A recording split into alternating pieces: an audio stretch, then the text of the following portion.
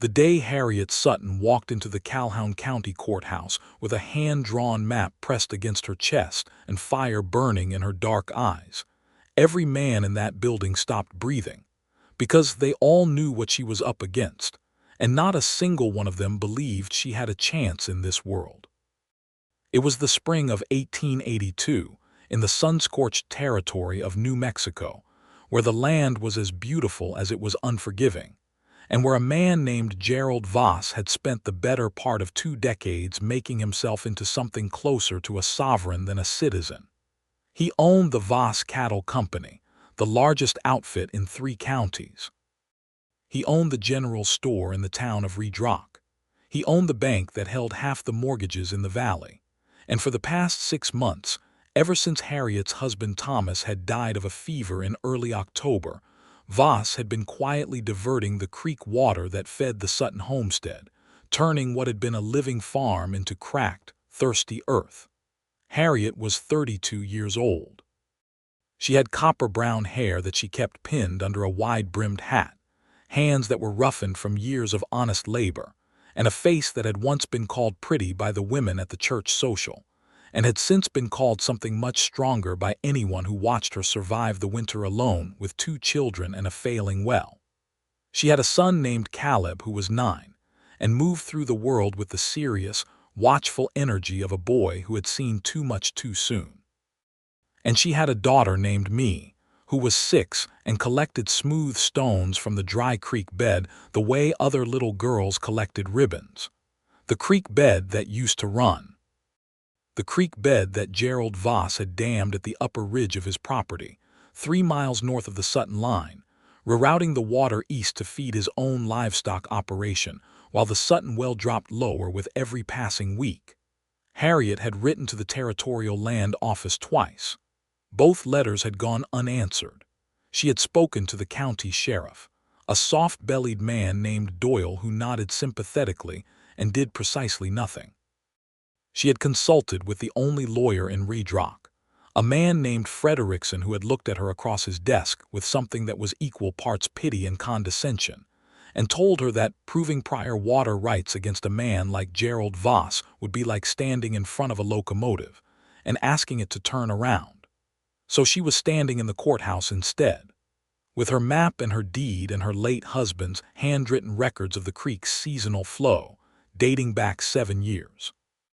She had filed a formal water rights claim under New Mexico territorial law, citing prior appropriation, the legal doctrine that held that the first person to put water to beneficial use had the superior right to it, regardless of whose land the source happened to cross. Thomas Sutton had been irrigating that land with that creek water since 1875. Gerald Voss had only begun diverting it in October of 1881. The facts were clear. The facts, however, meant very little in Calhoun County when Gerald Voss was involved. The hearing was set for 2 weeks out.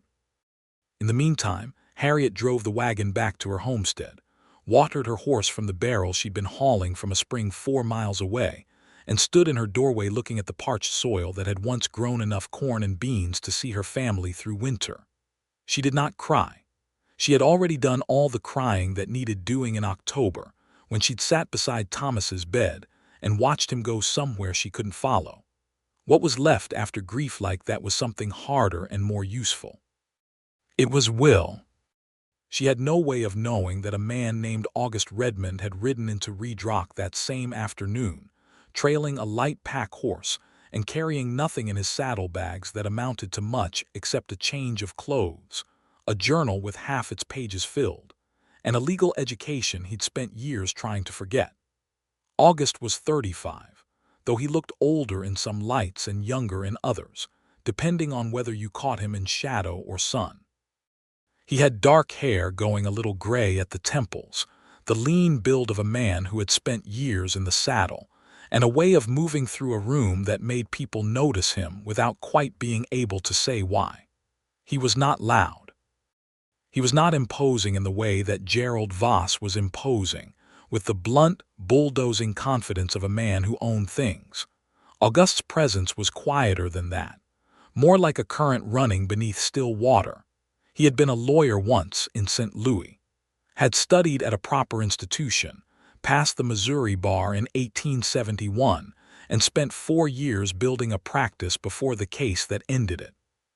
He had represented a man named Calvin Drews, a black homesteader whose land had been seized through forged documents by a group of men with political connections. August had found the forgeries, had argued brilliantly before the court, and had won, and then watched as the decision was quietly overturned 6 months later through back channels that no amount of honest legal work could have unraveled. Calvin Drews lost his land. August lost his belief in the machinery he had devoted himself to. He had ridden west not long after, taking jobs as a ranch hand, a surveyor's assistant, a line rider, moving, staying nowhere long enough to get attached, carrying his law books in a leather bag that he sometimes opened in the evenings by firelight and sometimes did not. He had not planned to stop in Red Rock. He had not planned on anything in particular. He stopped because his horse threw a shoe 2 miles outside of town and the nearest blacksmith was in Red Rock, and because when he rode in on a limping horse and tied up outside the livery, he could hear raised voices coming from the direction of the saloon, and he was the kind of man who, despite everything, still turned toward trouble when he heard it rather than away from it.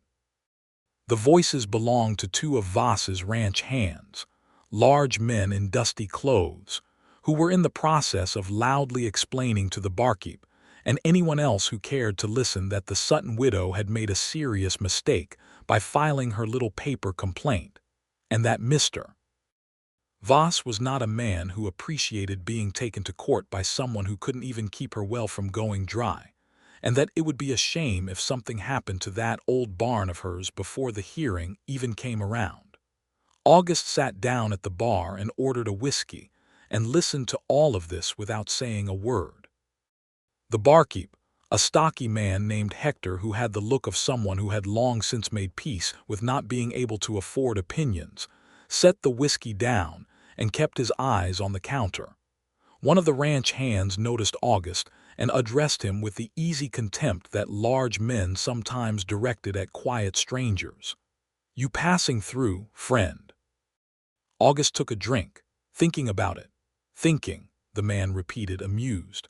"Well, if you're smart, you'll think yourself right on out of Red Rock before next week. Things are about to get complicated around here." August looked at him for a moment with eyes that were calm in a way the man found unexpectedly unsettling. "Complicated for who?" The ranch hand opened his mouth and then seemed to reconsider, which was perhaps the first wise thing he had done all day. He turned back to his companion, and they resumed their conversation at a slightly lower volume. August finished his whiskey, paid Hector, and walked back out into the afternoon sun. He stood on the boardwalk for a moment, looking up the street at the courthouse, at the hardware store, at the small white building that had a sign reading FREDRICKSON, Attorney AT Law. He thought about the road east and the road west, and the particular kind of weariness that came from moving through the world as though it had nothing left to teach you. Then he walked into the land office. The clerk there, a young man with ink-stained fingers named Percy, was surprised to be asked for a copy of a recently filed water rights claim. He was more surprised when the quiet stranger read through it in about 4 minutes and began asking very specific questions about the local watershed and the dates on the Sutton deed. "You a lawyer?" Percy asked. "I used to be," August said. "Voss is going to fight this hard," Percy said, dropping his voice as though the walls had ears, which in Red Rock they often did. "He's got Frederickson on retainer and he's already sent for someone from Santa Fe." August folded the copy of the claim and tucked it into his coat. "I'd like to ride out to the Sutton property," he said. "Can you tell me the way?" Percy stared at him. "Why?" August gave him the sort of look that was not unfriendly, but was also not open to further questions. Percy gave him directions. The road to the Sutton homestead wound south and west through scrubland that had once been decent grazing ground and might be again if water were restored to it. August rode slowly, letting his horse pick its careful way despite the new shoe that was still settling. And he looked at the landscape around him with the eyes of someone who had spent years reading land the way other men read books. He could see the old creek line from a good distance, the slight depression in the earth, the particular pale color of the soil where moisture had once been regular and was no longer, the skeletal willows that had not yet quite given up hope but were leaning hard in that direction. He found Harriet Sutton in her kitchen garden, doing what could most honestly be described as coaxing rather than gardening, since the soil was so dry that even the hardiest plants were expressing profound skepticism about the future. She heard his horse and straightened up, and he saw in the first moment the thing that would stay with him longest about her, which was not her face or her form, but the absolute steadiness of her gaze.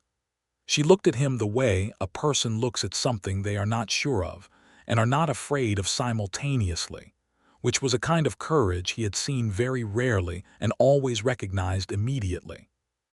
He introduced himself and told her honestly that he had read her water claim at the land office, and that he had some experience with water rights law, and that he thought she had a strong case if it was properly argued. Harriet stood with her trowel in her hand and looked at him for a long moment. The children appeared in the doorway behind her, Caleb watching the stranger with those serious eyes, me peering around her brother's shoulder with a smooth stone clutched in her fist. "Mr. Redmond," Harriet said, "the last man I talked to about legal matters told me I was wasting my time and charged me $2 for the privilege. Why are you telling me something different?" "Because the law says you're right," August said simply. "Prior appropriation is clear in New Mexico Territorial Code. You had beneficial use of that water for 6 years before Voss touched it. The question is whether anyone will stand up in that courtroom and say so out loud." Harriet studied him.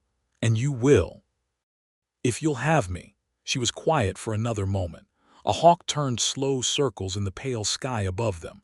The dry creek bed whispered with wind rather than water. Caleb stepped out of the doorway and came to stand beside his mother, placing himself there with a deliberate protective gravity that made something tighten in August's chest. "I'm not paying you anything," Harriet said finally. "I don't have it to spare." "I know," August said. "I'm not asking for it." She looked at him a moment longer, as though searching for whatever the catch was, and when she did not find it, she tilted her head very slightly and said, "There's coffee on the stove." He stayed for 2 hours that first evening, sitting at the kitchen table while Harriet laid out her documents. The deed, the irrigation records Thomas had kept in his careful hand, the letters to the land office that had never received a reply.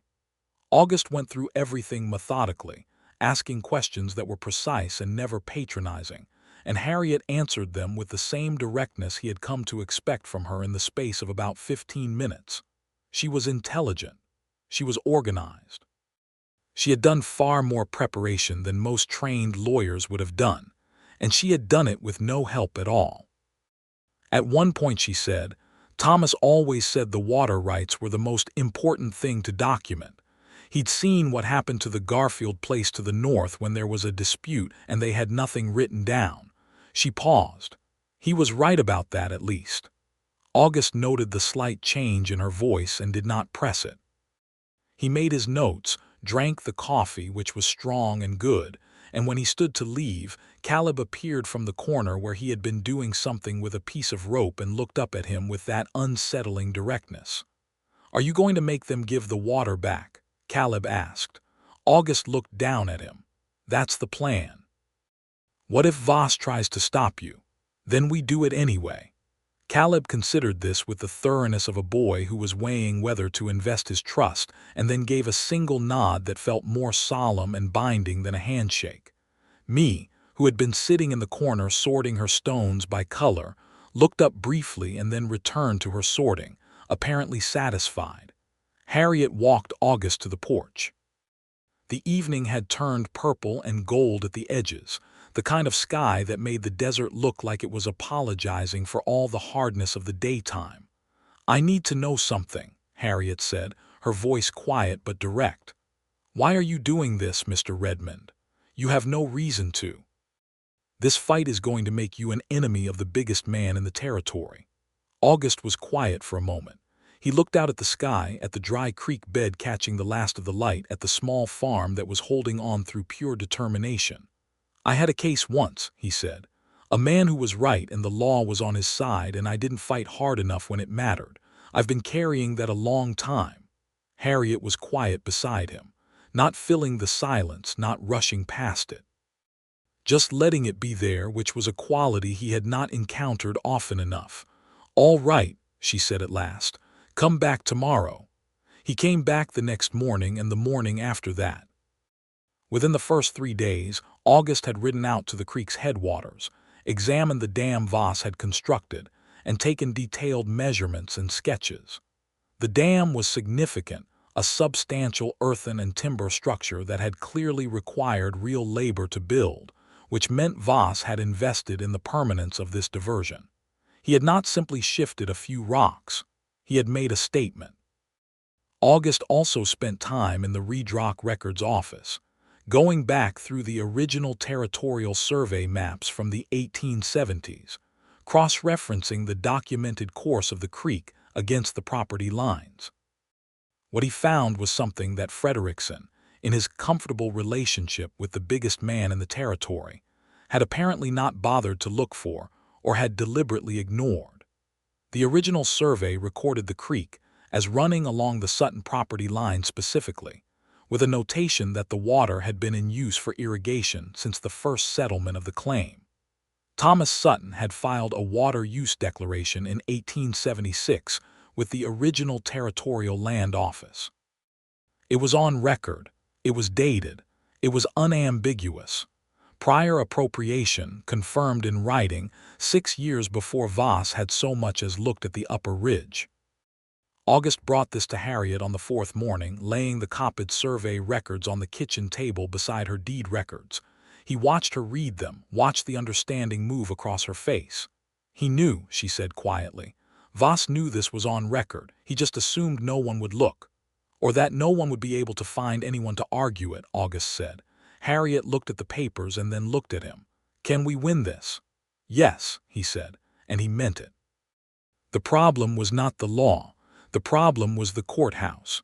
Judge Aldred Cannon had presided over Calhoun County since 1876. He was 60 years old, gray-haired, and had a courtroom manner that suggested deep wisdom until you looked at his record and noticed that Gerald Voss had never once lost a case in that courtroom. Not once. In 8 years. Across 4 different legal matters. August knew what this meant. He also knew that the territorial court in Santa Fe had the authority to review county rulings under certain conditions, including when a matter involved conflicting claims over territorial water rights, which was exactly what this matter involved. 2 days before the hearing, he wrote a detailed letter to the office of the New Mexico Territorial Attorney General in Santa Fe, outlining the facts of the case, the prior appropriation record, and the existing pattern of rulings in Calhoun County. He sent it with the fastest available post rider and paid the man an extra $1 to hurry. Whether that letter would arrive in time to matter was something he could not control. What he could control was the hearing itself, and he prepared for it with the same meticulous intensity he had once brought to cases in St. Louis, when he had still believed the system could be made to work if you pushed on the right places hard enough. Harriet, for her part, prepared in her own way. She asked him to explain the prior appropriation doctrine in plain terms, not because she didn't understand it, but because she wanted to understand how he was going to argue it. She pushed back on 2 of his proposed arguments because she thought they leaned too heavily on procedural technicalities and not enough on the factual record. She was right about one of them. He told her so. She looked surprised, and then something in her expression shifted, not quite a smile, something quieter and more personal than a smile. "Thomas always said the best argument was the one that was true," she said. "He was right," August said. The evening before the hearing, August was sitting on Harriet's porch, going over his notes one last time in the fading light. The children had been put to bed. The night was coming in soft and warm, and the air smelled of dust and something faintly green, as though the land were remembering what it was capable of being. Harriet came out with 2 cups of coffee and sat in the other chair, and for a while neither of them said anything. The silence between them had changed over the past week. It had started as the silence between a lawyer and a client, careful and professional. It had become something else, something easier and more complicated at the same time, the silence of 2 people who had learned to be genuinely comfortable in each other's presence. "Are you afraid?" Harriet asked. "Of the hearing?" August considered. "No, I know what I'm doing in a courtroom." "I didn't mean the hearing," she said. He looked at her. The lamplight from the window fell across her face at an angle that made her look both very strong and very tired. And both of those things were absolutely true, and the combination of them made something shift in his chest that he had not expected and was not quite prepared for. "What did you mean?" he asked. She turned her coffee cup in her hands. "I meant all of this. Riding into a town you don't know, taking up a fight you have no stake in. Voss already knows your name. He sent a man to the livery to ask about you yesterday. Hector told me." "Hector is a good man," August said. "He is.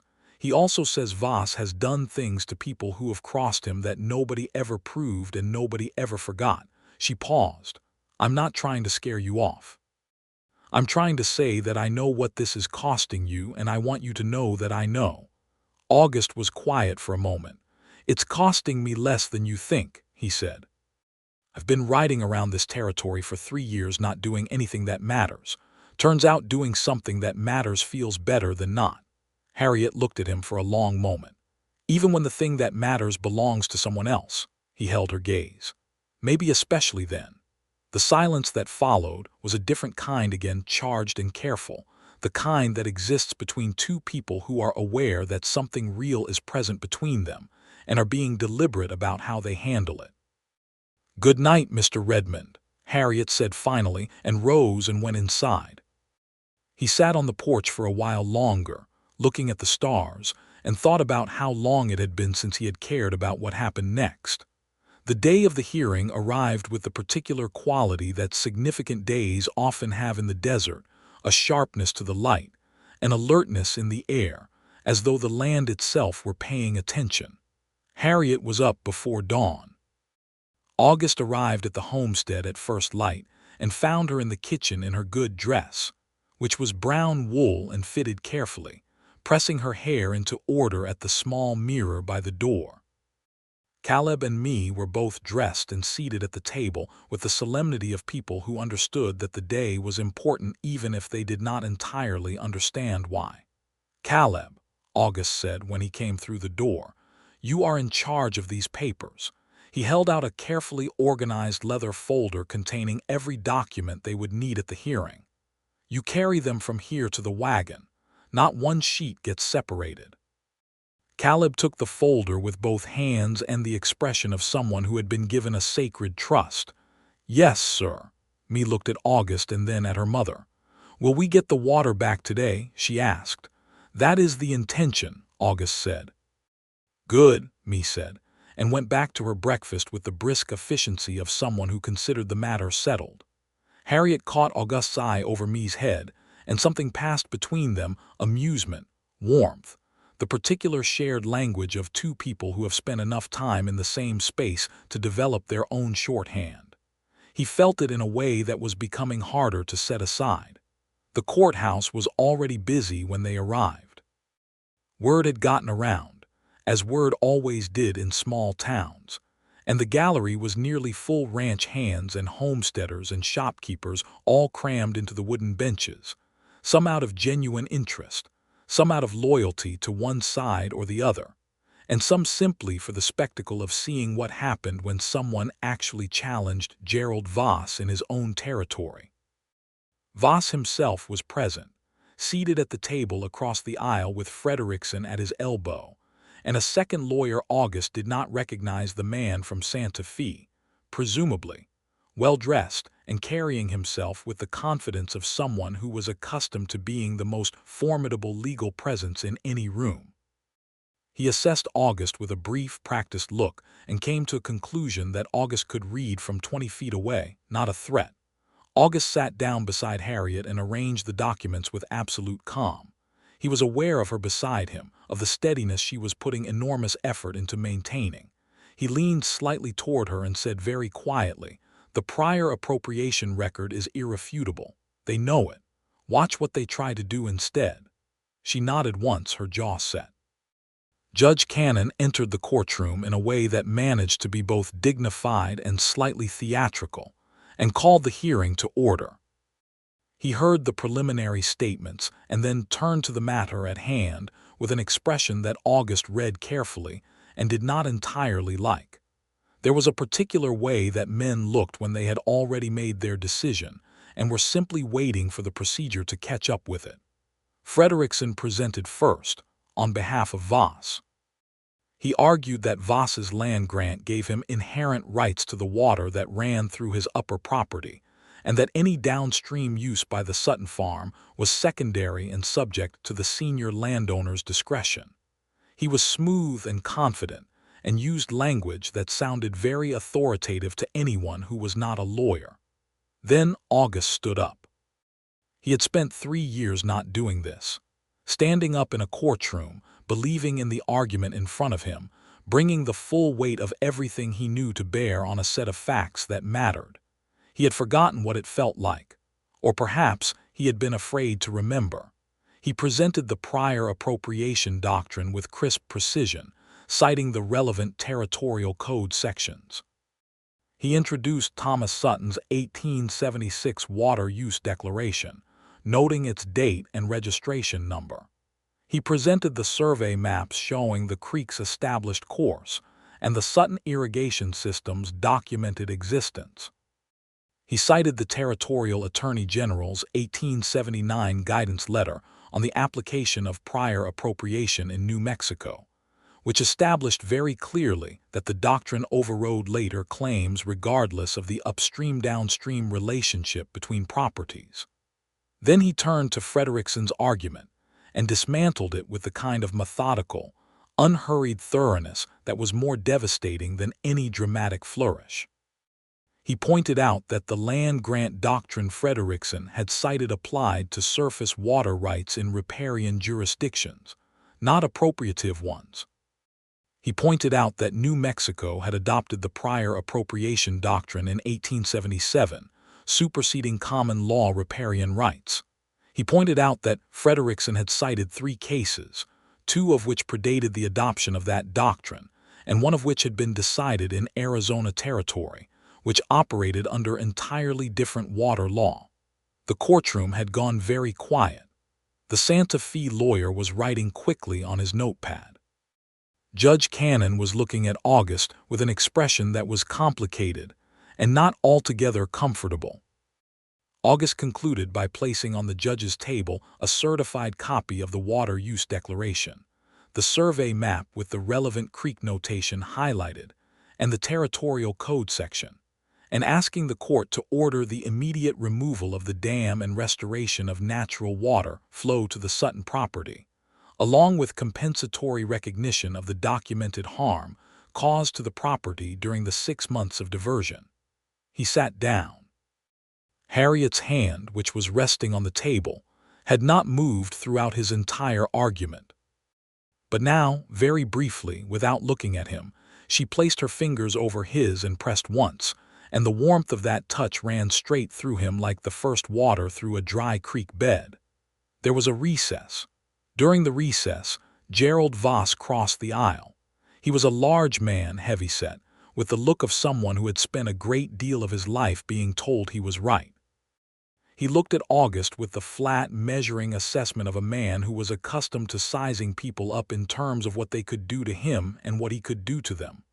"Redmond," he said, "not a question, a classification." "Mr. Voss," August said. "You're making a mistake," Voss said. "Nobody comes to this county and does what you're doing without it following them." August looked at him with absolute evenness. "The Water Use Declaration is a matter of public record, Mr. Voss. Mrs. Sutton has prior appropriation rights under territorial law, Those are facts. They don't change based on who's inconvenienced by them. Voss looked at him for a moment longer, and then at Harriet, and the look he directed at her was the kind that was meant to convey that this was not over, that courthouse or not, judge or not, the real power in Calhoun County had not shifted. Harriet met it without flinching. Voss turned and walked back to his table. Harriet exhaled slowly. "He's going to appeal," she murmured. "Let him," August said. "He'll lose on appeal faster than he lost here." The court reconvened. Judge Cannon sat at his bench with the expression of a man experiencing considerable internal weather. He cleared his throat twice. He shuffled papers. He looked at the documents August had submitted. And then he ruled. He ruled in favor of Harriet Sutton. He cited the prior appropriation doctrine, the dated water use declaration, and the survey record. He ordered the removal of the dam within 30 days. He did not grant the compensatory damages. That was the concession, the place where the pressure from Voss had bent something in the outcome. But the core of the ruling was clear and legally airtight. The water belonged to the Sutton farm first, under the law, and Voss had no right to take it. The courtroom went up in a wave of sound, voices, and movement, and the particular kind of noise that small communities make when something significant has happened, when the machinery of the world has, for once, moved in a direction other than the one the most powerful person in the room had intended. Harriet sat very still for a moment. Then she turned to August and looked at him with eyes that were bright and not quite steady, and she said, "We did it." "You did it," August said. "You had the documentation, you had the dates, you did the work long before I arrived." "You stood up," she said. "You stood up and said I was right." Outside the courthouse, people came to shake Harriet's hand. The homesteaders who had said nothing publicly, who had been watching and waiting and hoping, now pressed forward with the gratitude of people who had been given something they had not quite believed was still available to them. The sight of a powerful man being held accountable by the law. Hector from the saloon was there, pumping her hand with both of his. Old Mr. Pryor from the East Road, who had his own quiet fears about Voss, nodded at August with something that went deeper than courtesy. Caleb materialized from the crowd and handed the document folder back to August with the gravity of a soldier returning a standard after a successful battle. "We won," he announced. "We won," August confirmed. Mia appeared at Harriet's side and tugged her sleeve. "Can we go home now?" she asked. "I want to see when the water comes back." Harriet laughed, a real laugh, sudden and unguarded, and August heard it and felt something in him settle into place the way a thing settles when it has been looking for where it belongs. On the drive back to the homestead, with the children in the back of the wagon and the afternoon light going golden over the scrubland, Harriet was quieter than he expected. Not unhappy. He knew her well enough now to read the difference between her quiet moods. This was a different kind of quiet. Processing, perhaps.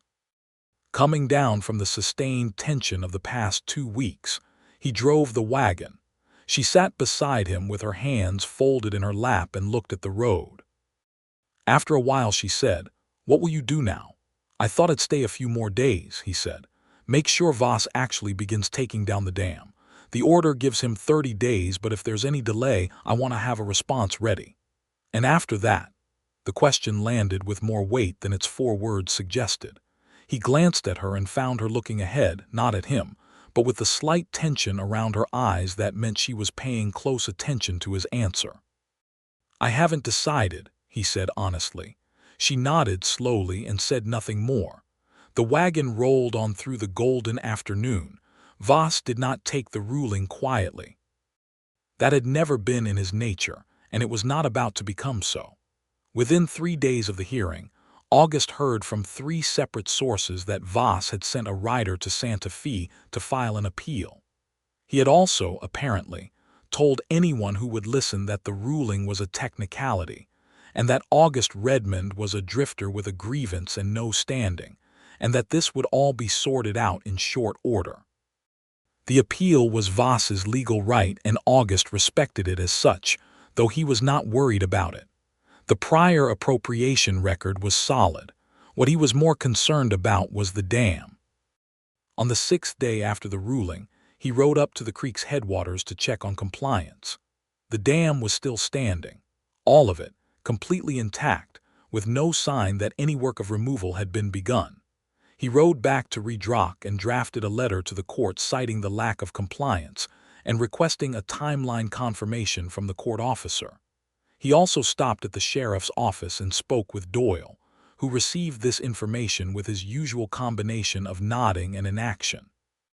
That evening, sitting on Harriet's porch again in the now familiar darkness, August told her about the dam. She received the news with a calmness that was itself a kind of answer. She had never expected Gerald Voss to simply comply. She had filed the claim knowing it would be a fight, and the fight was not over. It had simply moved into a different phase. "He's going to wait as long as he can," she said. "Try to outlast the growing season. Even with the ruling, if the water doesn't come back until September, the summer crop is gone." "I know," August said. "The letter to the court officer should accelerate the compliance requirement, and I received a response from the Territorial Attorney General's office yesterday. They acknowledged the case. That matters." She looked at him. "You wrote to them?" "Before the hearing," he said, "just in case." A moment passed. The night sounds of the desert filled the space between them: crickets, the distant call of something, the dry rustle of a sparse juniper at the edge of the yard. "You planned for this," she said. "I planned for Voss," he said. "He's the same man in every territory. He believes that the rules apply to everyone except him, and he's been right about that long enough that he stopped being able to imagine being wrong." Harriet was quiet for a moment. Then, "What changed your mind? About the law, I mean. You said you left because of a case, but you argued today like someone who believes in it." August was quiet. The question was more personal than most questions, and he was not in the habit of answering personal questions. But she had asked it without pressure, just with that steady, open honesty that was characteristic of her, and somehow that made the answer easier than he expected. "I believed in the law even when it failed," he said. "That's the part that hurt. If I had stopped believing, I could have walked away clean.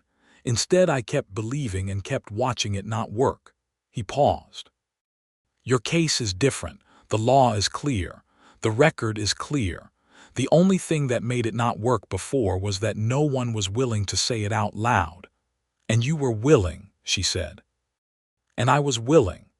She turned to look at him then, and in the faint lamplight from the window, he could see the expression on her face clearly enough to know that it was not simply gratitude. It was something more careful and more specific than gratitude, and it matched something that had been building in him with every morning he had ridden up to this homestead, and every evening he had sat in this kitchen going over documents, and every small exchange that had accumulated between them into something that felt, astonishingly, like the beginning of something real.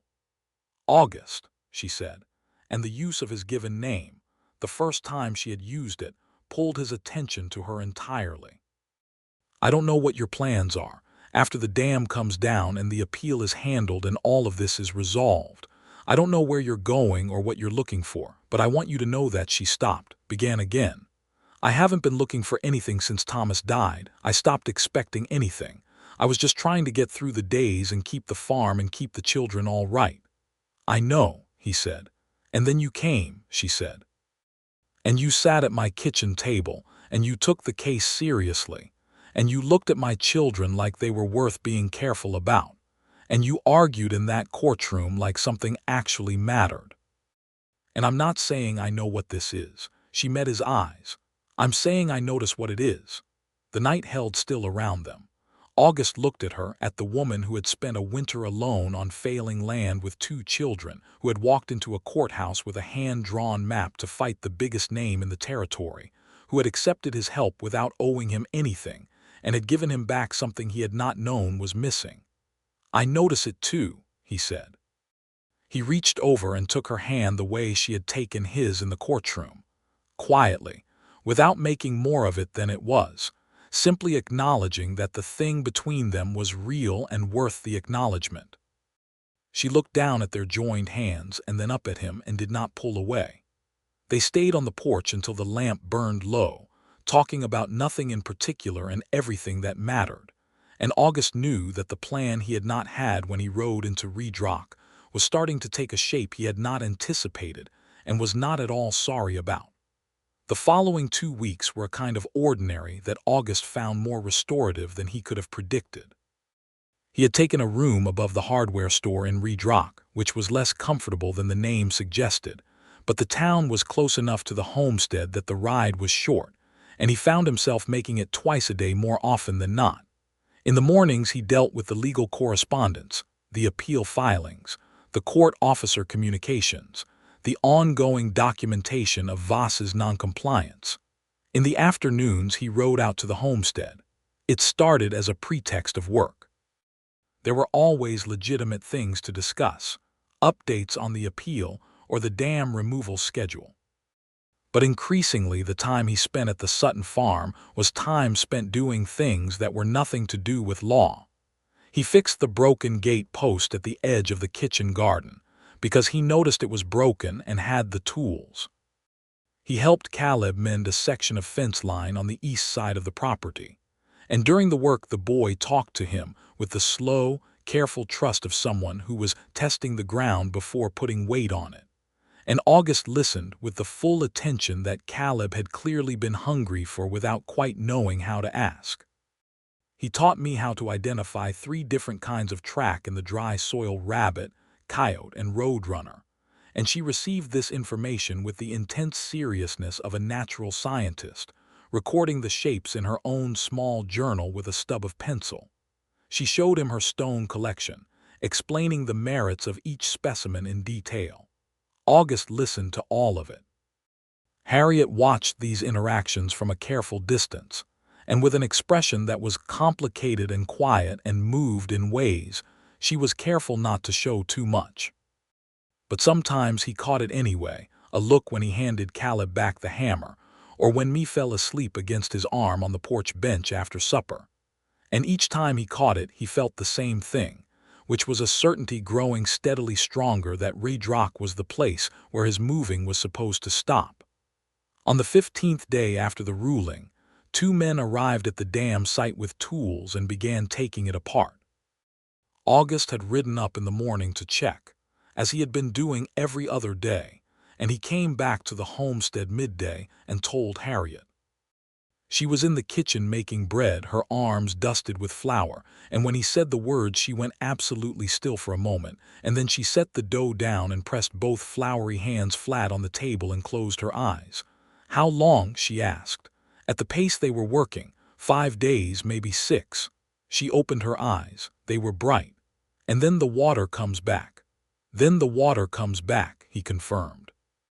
She looked at him across the kitchen table with those eyes and with flour on her hands, and with the morning light coming through the window and catching the copper in her hair, and August thought that he had ridden across a very great deal of this country, and he had never seen anything that looked more precisely like the place where a person was supposed to be. "I need to ask you something," he said. She raised her chin slightly, steadying herself. "All right. I have been thinking about staying in Redrock," he said, formally. "Possibly setting up a practice. There is no decent legal representation in this county for people who are not Gerald Voss, and that is a problem that is going to keep producing situations like yours unless someone is here to prevent them." He paused. "That is the practical argument. I also want you to know that the practical argument is not the only reason." Harriet looked at him carefully. "What is the other reason?" "You know the other reason," he said. She was quiet for a moment. Then she said, "Say it plainly, August." "I am a practical woman and I have been through a great deal, and I do not have the patience for being talked around." He almost smiled. He came around the table and stood close to her, close enough that she had to tilt her head back to look at him, and he said, "I want to stay because of you and your children and this farm and this impossible dried-out land that I have somehow become attached to in the past 3 weeks. I want to stay because when I am here I remember who I was before I stopped believing things mattered. I want to stay because I think you are the most remarkable person I have encountered in a very long time, and I would like the opportunity to know you for longer than a water rights dispute." She looked at him for a long moment, and he watched the careful, self-protective composure that she had built over a hard winter begin to give way to something softer and more honest underneath it. Her hands, still lightly dusted with flour, came up and rested against his chest, not pushing, just resting. "Thomas has been gone 8 months," she said quietly. "I know. I am not done grieving him." "I know that too," he said. "I am not asking you to be. I am asking you to let me stay nearby while the rest of it unfolds. Nothing more than that. Not right now." She looked at him for another moment, and then she leaned forward very slightly and rested her forehead against his chest, and he put his arms around her gently, and they stood like that in the flour-dusted kitchen while the morning light moved across the floor. "All right," she said, her voice quiet against his shirt. "Stay." The dam came down in 6 days, just as August had predicted. On the morning of the 7th day, Harriet took her children down to the old creek bed before breakfast, and they stood at the edge of the dry, pale earth and waited. Caleb had his arms crossed and his jaw set with inherited Sutton stubbornness. Me was holding a smooth stone in each hand. August stood a little apart, giving them the moment. And then the water came. It came slowly at first, a dark line threading through the pale soil, uncertain, testing the old path, the way water always tests before it commits. Then it widened, and the sound of it came forward, that quiet, liquid, utterly irreplaceable sound of water moving over rock and sand. And me made a sound that was not quite a word, and Caleb uncrossed his arms and stepped forward to the edge. And Harriet put her hand over her mouth and stood very still. And then the tears came, quietly and without apology. She had not cried in front of anyone since October. These tears were different from those tears. They were not grief. They were something more complicated. They were relief and gratitude, and the particular emotional weight of watching something you fought for actually happen, the water returning to its bed the way things return when justice is finally given room to work. August walked over and stood beside her. He said nothing. He simply stood there, solid and present, and after a moment she took her hand from her mouth and he took that hand in his and held it, and together they watched the creek fill. Caleb found the place where the water ran fastest and stood with his boots getting soaked, looking down at the current with an expression that was as close to pure joy as his serious young face could get. Me set her 2 best stones on a boulder at the bank, a small offering to whatever powers governed the movement of water, and then sat down cross-legged beside them to watch. The spring planting season was not entirely lost. Harriet had kept seeds back, waiting for exactly this, and within 2 weeks of the water's return, she had a kitchen garden in and the beginnings of a corn plot in the south field. August helped her with the heavy work of the planting, learning the rhythms of the farm the way he had always learned things, which was by paying close attention and working beside people who knew more than he did without pretending otherwise. Caleb taught him which rows needed more water and which less.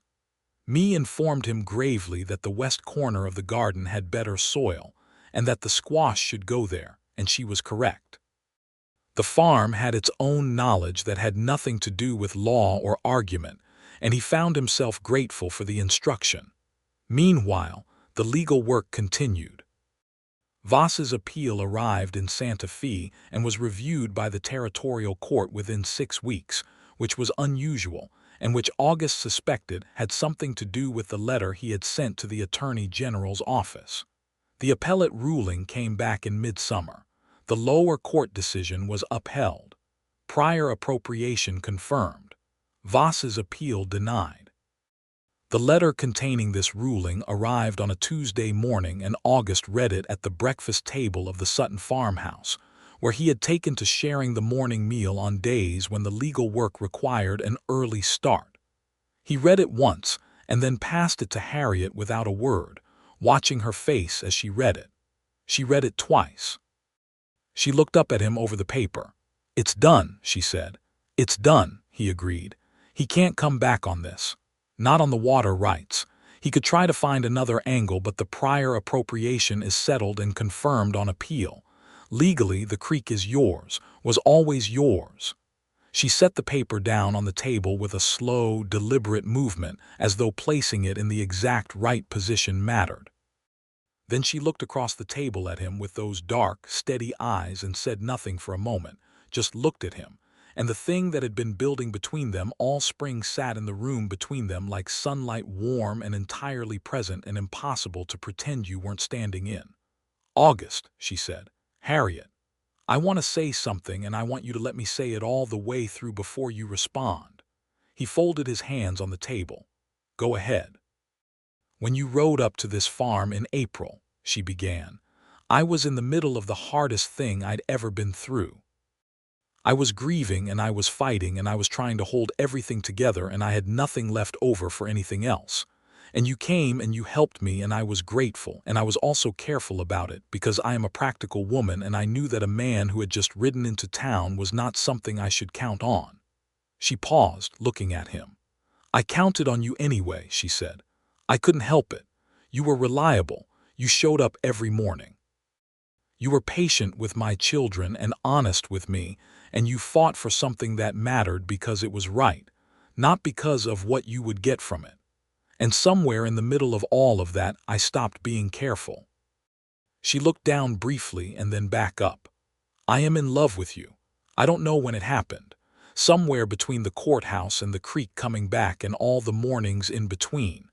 I am in love with you, and I needed you to know that plainly because I am done talking around things that are true." August looked at her across the breakfast table in the morning light of the farm they had fought for together, with the sound of the creek outside, and the children's voices coming from the direction of the barn where they had gone to see about the goat. He looked at the woman who had walked into a courthouse alone against the most powerful man in the territory with nothing but a hand-drawn map and 7 years of careful record-keeping, and the absolute conviction that she was right. He thought about St. Louis and Calvin Drew's and 3 years of roads that went nowhere.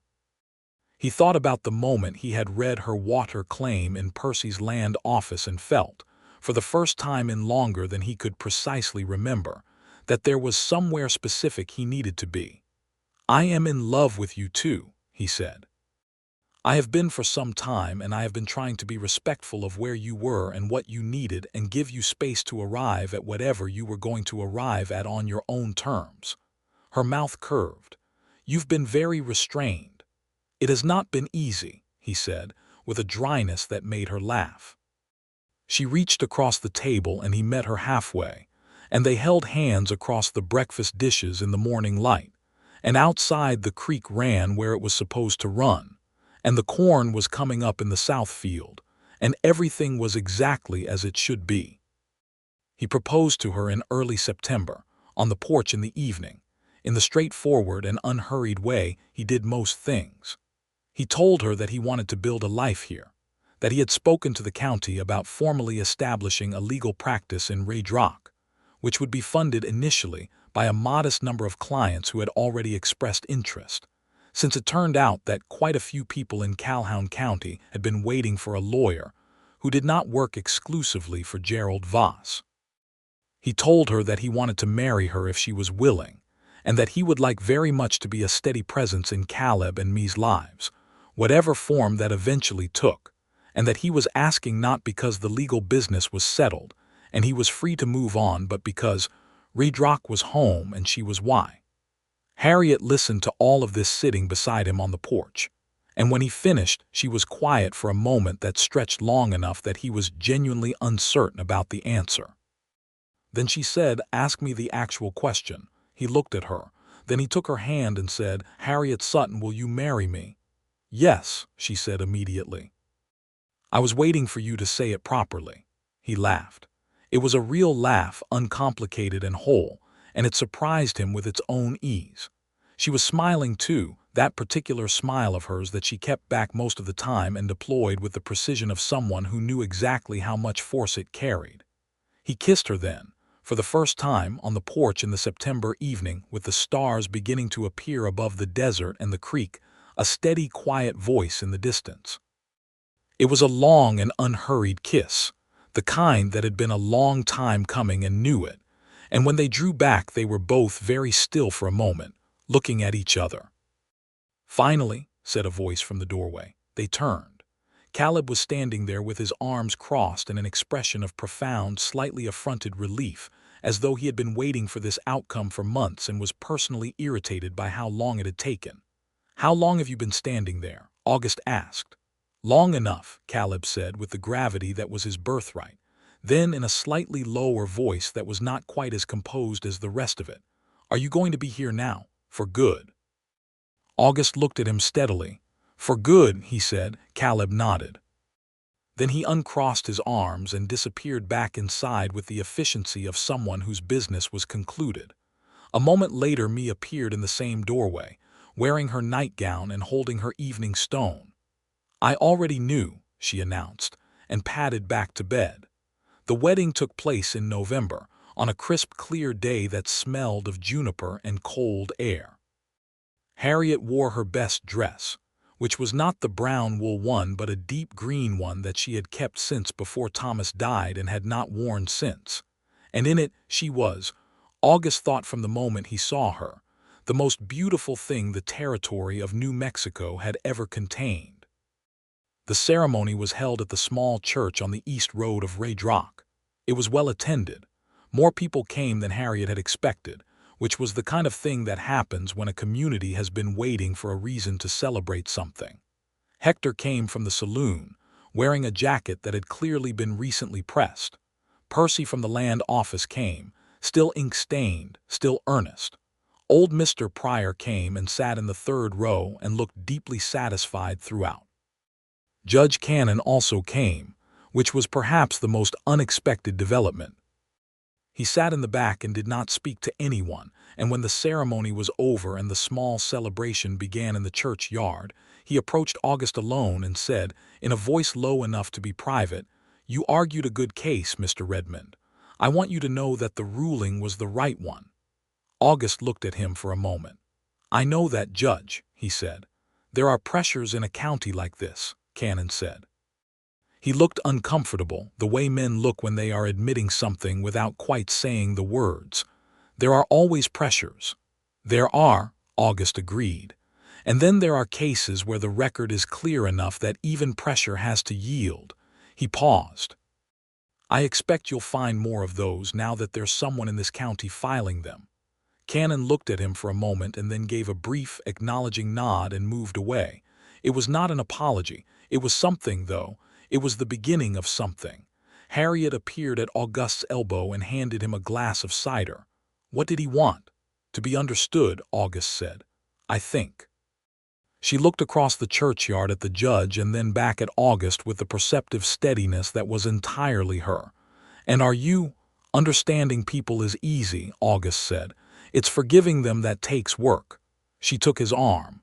"You have time," she said. He did. That was the part he kept coming back to, that for the first time in years, he had time. Time to build the practice slowly and well, to take the cases that mattered, to be present in a place that was his. Time to watch Caleb grow from a serious, watchful boy into a serious, watchful young man who was beginning to ask questions about law and justice that August answered with the full weight of everything he had learned, both the formal education and the harder lessons after it. Time to watch me fill 3 more journals with sketches and observations, and eventually begin contributing her own questions about why the land did what it did, which told August that the territory might someday have a naturalist to reckon with. Time to be with Harriet.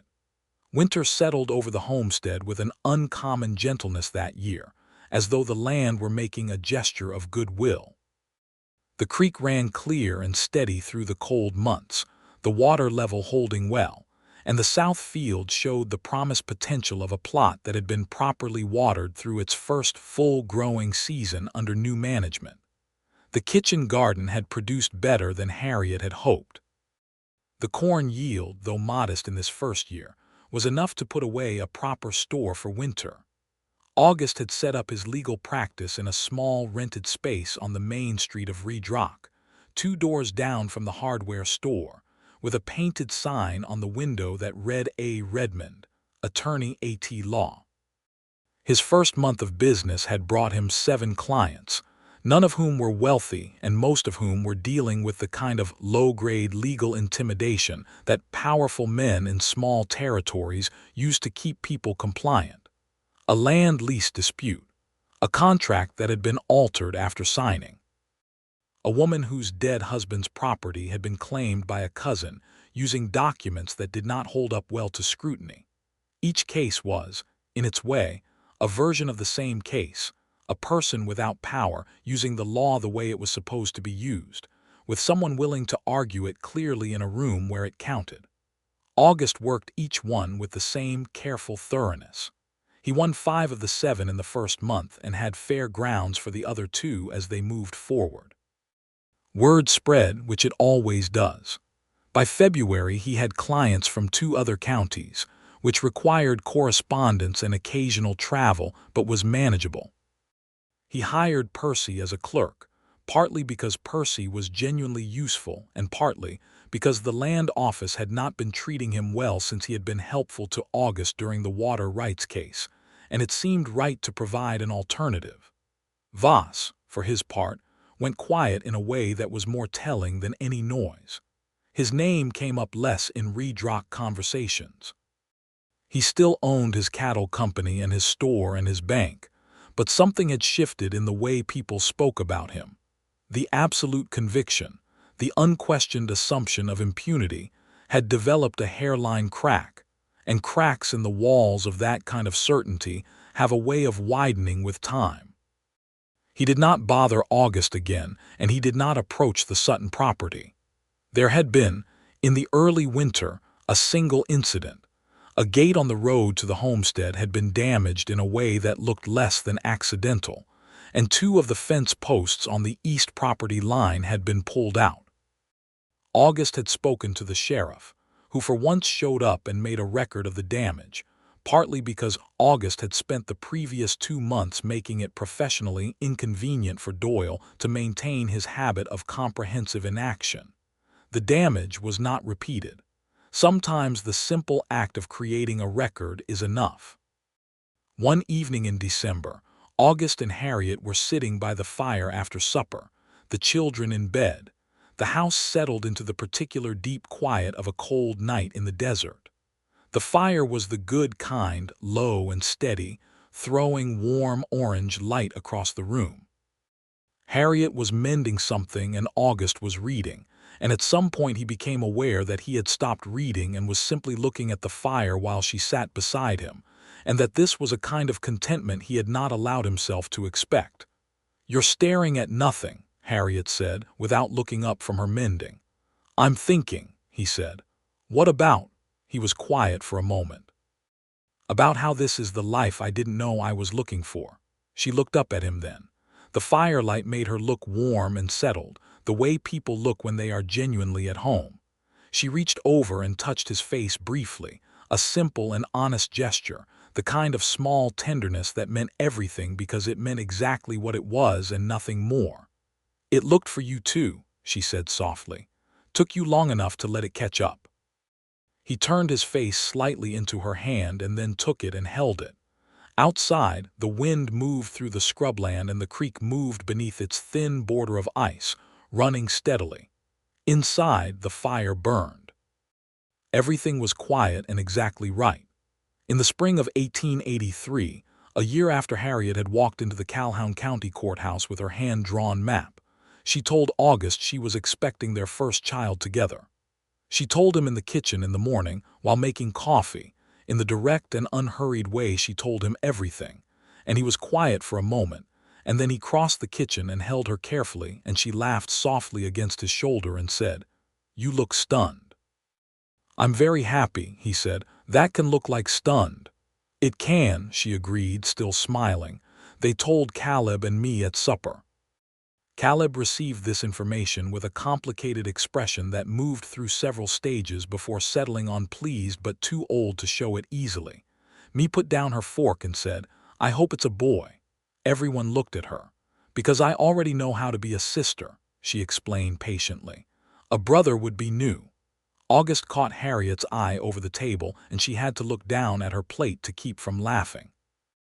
The pregnancy moved through the spring and summer with the steady, uncomplicated progress of a body that knew what it was doing, which Harriet's clearly did, having done it twice before. August watched her with a constant low-level attention that she occasionally found excessive and usually found touching, and she told him both things, and he acknowledged both and kept watching anyway. He finished a cabinet for the spare room that had been a storage room and was now being cleared and prepared. He rode less far from town on client business as the summer progressed, arranging his schedule so that he was never more than 2 hours away. On a warm evening in late August, their son was born. He was healthy and substantial, and had, from his first moments, the particular loud opinion-having quality that suggested he was going to be excellent at making himself understood. Harriet held him in the lamplight of the bedroom while August sat beside her, and Caleb and me came in quietly and looked at their new brother with the careful, serious attention of people meeting someone they would know for the rest of their lives. "What's his name?" me asked. Harriet and August had discussed this. They had considered several names and had returned repeatedly to one. "Thomas," Harriet said. "Thomas August Redmond." August looked at her. She had not told him she was going to add his name to the middle. He had not asked for it. She met his eyes, and in hers there was a completeness, a fullness of something love and history, and the particular grace of a woman who carried her grief honestly and also her joy, who did not make those two things compete but let them both be true. He took her hand. She turned back to the baby. Young Thomas August Redmond informed the room of his presence for some time, which everyone agreed was a promising character trait. The years that followed were the years that matter, the ones that don't have a single dramatic event to justify including them in a story, but that are, in the accumulated daily weight of their goodness, the entire point. The water continued to flow. The farm continued to grow. The cornfield expanded to include a second plot in the third year, and by the fourth year Harriet was selling surplus at the Redrock market and putting money aside in a manner that was satisfying in a deeply personal way, because the account was in her own name, and the money was from her own land, and everything about it represented the right outcome of the fight she had fought.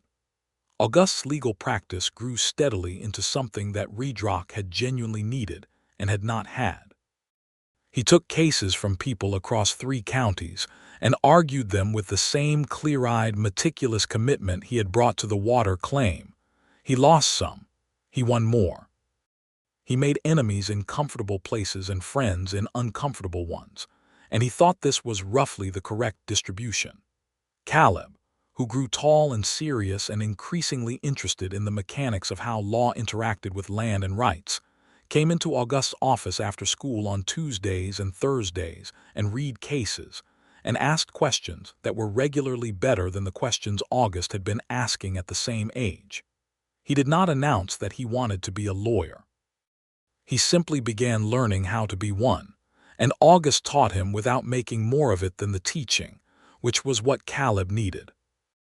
Me turned out to be, as August had suspected, genuinely talented at the natural world. By the time she was 10, she had 5 journals full of drawings and observations about the land around the homestead, plants, insects, birds, the behavior of the creek through different seasons. The territorial school teacher told Harriet that Me's written descriptions of natural phenomena were unlike anything she had seen from a student. August sent copies of 2 of them to a university professor he had known in St. Louis who had a connection to natural history, and received back a warm letter of encouragement that Me read so many times the paper became soft at the folds. Thomas grew into a boy who combined his mother's practical intelligence with what Harriet called, affectionately, his father's alarming tendency to take on other people's problems as his own. He was, at 4, already deeply invested in the equitable distribution of the household's resources, which mostly expressed itself as ensuring that everyone at the table had equal quantities of cornbread, but the instinct was clear. In the summer of 1887, 5 years after the water claim, something unexpected arrived at the Sutton Redmond homestead in the form of a letter from the Territorial Attorney General's office. It informed August that the case of Sutton v. Voss had been cited in 3 subsequent water rights disputes across New Mexico territory and had been incorporated into the official territorial legal guidance on prior appropriation doctrine. The letter expressed, in the formal language of official correspondence, something that amounted to acknowledgement that the case had mattered beyond its own resolution. Harriet read the letter twice, standing at the kitchen table, and then put it down and went to the window and looked out at the south field, where the corn stood high and green in the summer light and the creek glittered at its edge. August watched her. "Thomas would have liked that," she said finally, meaning her first husband. She said it with the particular clarity and simplicity of someone who had done the work of grief and arrived somewhere honest. She did not say it as though it diminished anything in the present. She said it as though the present and the past could both be true at once, which they could. "Yes," August said, "he would have." She turned from the window. "Are you proud of the case?" August considered. "I'm proud of you. The case was yours. I just made sure the room knew it." She crossed the kitchen and kissed him, and he held her there in the morning light, and outside the creek kept running where it was always supposed to run, through the land that had fought to keep it, through the years that had been built around it. Gerald Voss sold his Calhoun County properties in the spring of 1888 and moved north to Colorado. The news arrived in Red Rock without ceremony, passed along the network of conversations that connected the county, the way water connected the land, flowing naturally to wherever there was something to nourish. People mentioned it the way they mentioned the weather or the grain prices, matter-of-factly, as something that had happened and was now simply how things were. Harriet heard about it from Hector, who still ran the saloon and had expanded it to include a small dining room. She told August that evening over supper, and the children listened with varying degrees of interest. Caleb, who was 15 and had strong opinions about most things, said only, "Good." Me looked up from her current journal and said, "Does that mean the threat is completely resolved?" "Yes," August said. "Good," Me said, in exactly her brother's tone, and went back to her drawing. Thomas, who was 4 and had only a vague understanding of what Voss had represented, looked around the table at the general air of satisfaction and decided to join it. "Good," he said firmly, and ate a large piece of cornbread. Harriet's mouth twitched into a smile. August caught it and his own answered it, and across the table their hands found each other the way they always found each other. The way water finds its channel, not with any particular drama, just with the ease of things that have found their natural course and travel it daily. The evening after that particular supper, with the children in bed and the September air cooling through the open window, August and Harriet sat on the porch as they had sat on it so many evenings over so many years, watching the stars appear one by one over the desert. "Do you ever think about what would have happened if your horse hadn't thrown a shoe?" Harriet asked. August was quiet for a moment. It was the kind of question that was also not really a question but a way of holding a thing up to the light to look at it. "Sometimes," he said, "less than I used to." "Why less?" "Because it feels less like luck the longer I'm here," he said. "Like the shoe was going to happen, or something like it was going to happen and I was going to stop here, one way or another." Harriet leaned her head against his shoulder. It was a motion so habitual after 5 years of this porch and these evenings that she likely did not think about it anymore. He still noticed it. He expected he always would. "I don't know if I believe in that kind of thing," she said thoughtfully. "Fate, or whatever it's called. I've seen too many random hard things to think it's all arranged." "So have I," August agreed. "But then I think about you walking into that courthouse with your map, and me reading that claim in the land office 20 minutes later, and it's hard to call it entirely without design." She was quiet, considering. "Maybe it's not design," she said. "Maybe it's just that people who are looking for the same things keep finding each other, eventually, if they're both moving." "You weren't moving," he pointed out. "You were holding very still in a very difficult situation." "I was moving toward the courthouse," she said, That counted. He pressed his lips to the top of her head. That counted more than anything. They sat there in the comfortable silence of people who have nothing left to prove to each other and a great deal of time to simply be together, while the night deepened around the farm, and the creek ran steadily below the house, and the land lay quiet under the stars, watered and settled and whole. In the autumn of 1889, New Mexico was moving toward statehood, a long and complicated process that would not resolve itself for another 2 decades, but that filled the territory's legal community with argument and possibility in equal measure. August was involved in several preparatory hearings and committees, work that took him to Santa Fe several times, and that he returned from each time with the kind of purposeful energy that had been missing from him for too long before he had arrived in Red Rock. Harriet managed the farm with complete competence during these absences, because managing the farm with complete competence was something she had been doing since before she met August, and would do regardless of what the larger world was doing. She had added 2 horses to the property, expanded the garden, and had a standing agreement to supply vegetables to Hector's dining room every week. When August came home from Santa Fe after the last of the autumn hearings, he walked in to find the kitchen table set for a celebration that he had not known was coming, with a good cloth and the candles that Harriet brought out on significant occasions. He stopped in the doorway. "What's this?" Harriet was at the stove, and she turned and looked at him and smiled. She had gray coming into her hair at the temples, now fine silver threads that he found entirely beautiful. "There is another baby coming," she said simply. "I thought that warranted the good cloth." Caleb, who was 16 and had recently acquired the ability to look unsurprised by most things, looked up from the table. "Congratulations," he said. "Congratulations," Mee echoed with more warmth. Thomas, who was 6 and had an immediate and personal investment in the proceedings, put down his fork. "Is it going to be a brother or a sister?" "We don't know yet," August said, crossing the kitchen to where Harriet was standing and putting his arms around her, holding her the way he always held her, as though she were the most solid and valuable thing in the room, because she was. "I think a sister," Mee said thoughtfully. "To balance things." "I think a brother," Thomas countered. "I think," Harriet said from inside August's arms, "that either would be a gift." She was right. The baby arrived in the spring of 1890. A daughter, strong and clear-voiced, with her mother's dark eyes. They named her Clara, after Harriet's own mother, and the household reorganized itself around her with the practiced ease of a family that had learned how to absorb new loves.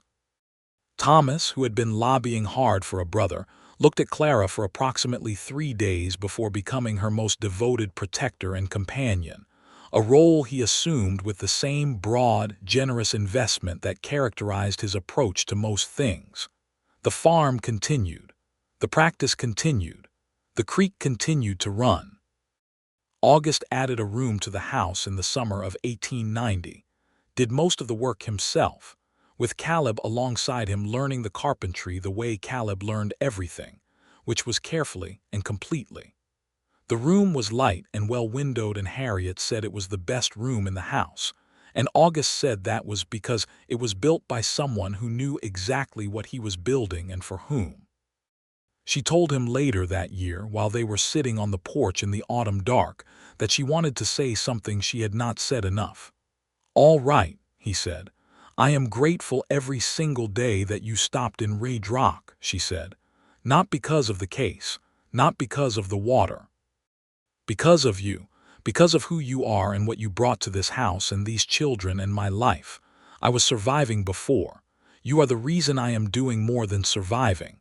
He sat with this for a moment. Then he said, "The same, in equal measure. You gave me back the thing I had lost, Harriet. You handed me back the belief that the law could work and that it was worth fighting for, and that the right outcome was worth every hard inch of the road to it. You did that before you knew me, before I ever walked up your road. You did it by filing that claim." She took his hand. He held it.